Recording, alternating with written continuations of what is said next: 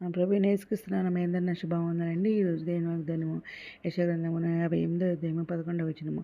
యెహోవా నిన్ను నిత్యం నడిపించును, క్షామకాలమున ఆయన నిన్ను తృప్తిపరిచిన ఎముకలను బలపరచును అనే వాగ్దానం ఇచ్చిన పరిశుద్ధాత్ముడు అతను లేసి ప్రార్థన చేసి స్తుతించి మరలా ప్రార్థన చేసి దేవుడు దేవుడు ఈ వాగ్దానం ఇచ్చారండి. వెంటనే షాడోస్ పెట్టిన చూడక్కడ నేను కూడా ఉదయకాల సాయంత్రం అర్ధరాత్రి ప్రార్థన చేస్తూ త్యాగం చేస్తున్నాం. బైబిల్ దేవుని కోపం పూర్తి చేస్తాను. ఇంకా ఉపాసన కూడా చేస్తున్నాను అనమాట.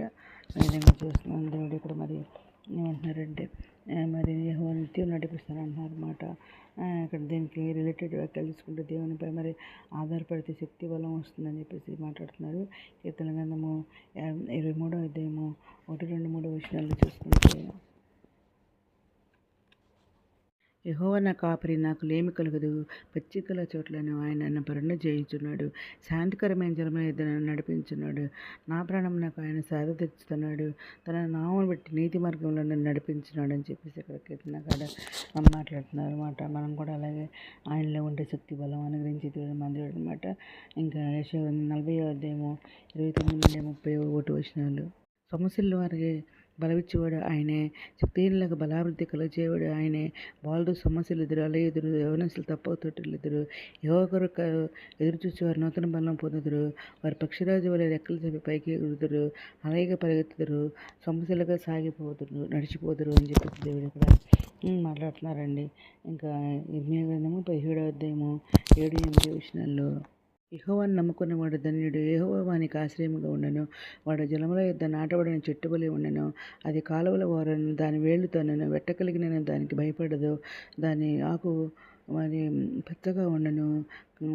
వర్షము లేని సంవత్సరమున చింతనందదు, కాపమందు అని చెప్పేసి దేవుడు ఇక్కడ మాట్లాడుతున్నారు అనమాట అండి. ఇంకా నీరు కట్టిన తోట ఎలా ఫలభరితమైన ఫలాలు ఇస్తుందో, అలాగే మన ప్రార్థన కలిగిన జీవితం కూడా అలాగే ఫలాలను ఇస్తుంది అని అంటున్నారు. కీర్తన గ్రంథము 1వ అధ్యాయం 3వ వచనంలో, అతడు నీటి కాలువల వరన నాటబడినదే, ఆకువాడక తన కాలమందు ఫలమిచ్చి చెట్టు వలె ఉండను. అతను చేయనంతయో సఫలమును అని చెప్పేసి ఇక్కడ మాట్లాడుతున్నారు అనమాట దేవుడు. ఇంకా యోహాను రాసిన సువార్త 4వ అధ్యాయము 14వ వచనంలో, నేనిచ్చి నీళ్లు తాగు వాడెప్పుడూ తప్పికొనడు. నేను వానికిచ్చి నీళ్లు నిత్య జీవమునకై వానిలో ఊరడి నీటి బొగ్గుగా ఉండనని ఆమెతో చెప్పిన అని చెప్పేసి దేవుడు ఇక్కడ మాట్లాడుతున్నారండి. మరి వాగ్దానాన్ని కూడా యెహోవా నిన్ను నిత్యం నడిపించును, క్షామకాలం ఆయన నిన్ను తృప్తిపరిచిన ఎముకలను బలపరచును.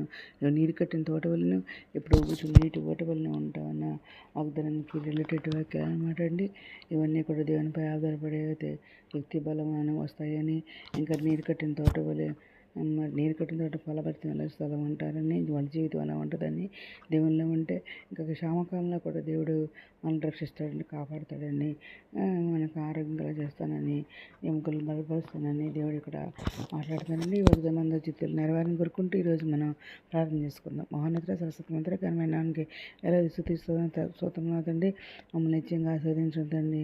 మా సరిహద్దులను సేలపరచుందండి. నీ చేయి మాకు తోడుగా ఉంచుందండి. మమ్మల్ని కీడులో పడకుండా తిప్పంచుందండి.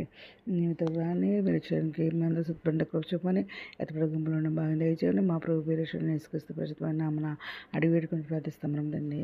ఆమేన్. మీ అందిన ఆహారం, మీ అందిన ప్రార్థనలు మా కుటుంబం గురించి కూడా ప్రే చేయమని మనం చేసుకున్న ప్రభు సేవలో మీ సహోదరి గారు